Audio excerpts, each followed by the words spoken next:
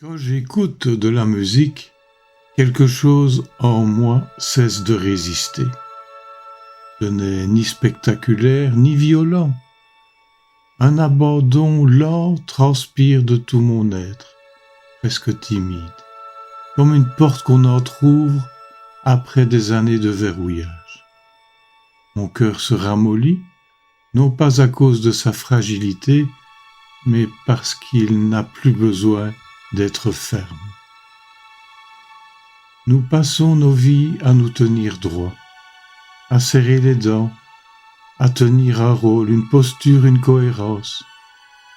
Nous apprenons très tôt à nous défendre contre ce qui pourrait nous briser, la perte, le manque, la solitude, l'amour aussi. Et puis, il y a la musique.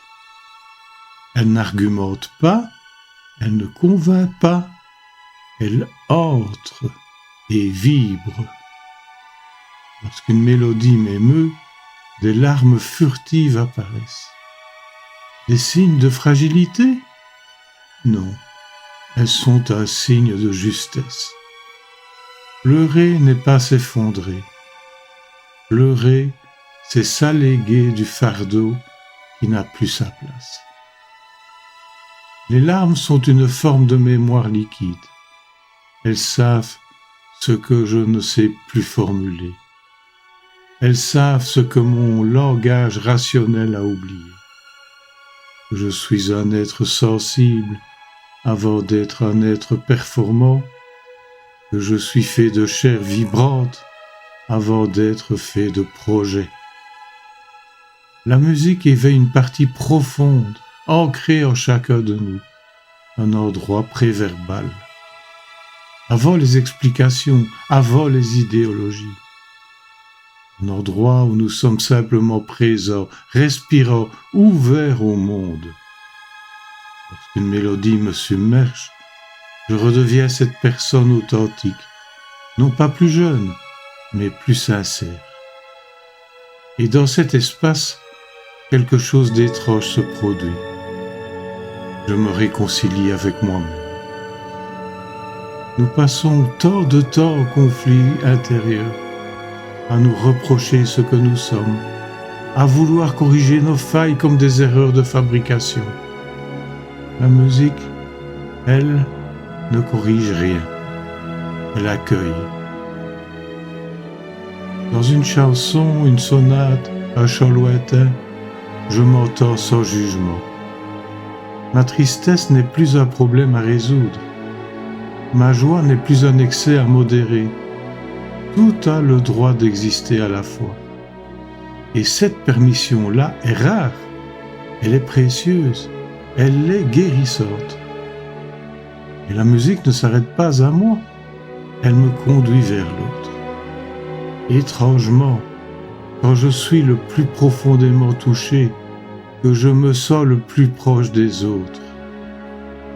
Comme si une émotion sincère abolissait les frontières. Je découvre que ce que je ressens, d'autres l'ont ressenti avant moi. Une douleur intime peut devenir une expérience partagée, que mon chagrin n'est pas isolé, mais accordé.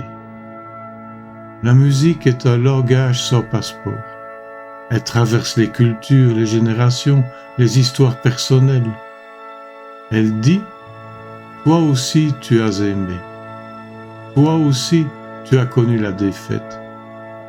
Toi aussi tu as espéré malgré tout. » Même lors d'un concert dans une salle sombre, ou même en écoutant la musique avec un casque, je ne suis jamais vraiment seul. Quelqu'un, quelque part, a assemblé ces notes pour exprimer une idée qu'il n'aurait pas pu communiquer autrement. Et moi, je reçois ce message comme une confidence. Un fil invisible se tend entre des vies qui ne se rencontreront peut-être jamais.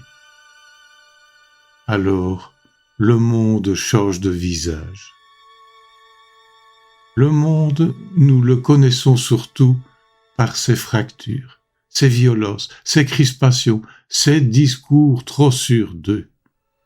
Mais la musique révèle un autre monde, un monde capable d'harmonie malgré la dissonance, un monde où des tensions peuvent coexister sans se détruire, un monde où le chaos peut devenir forme.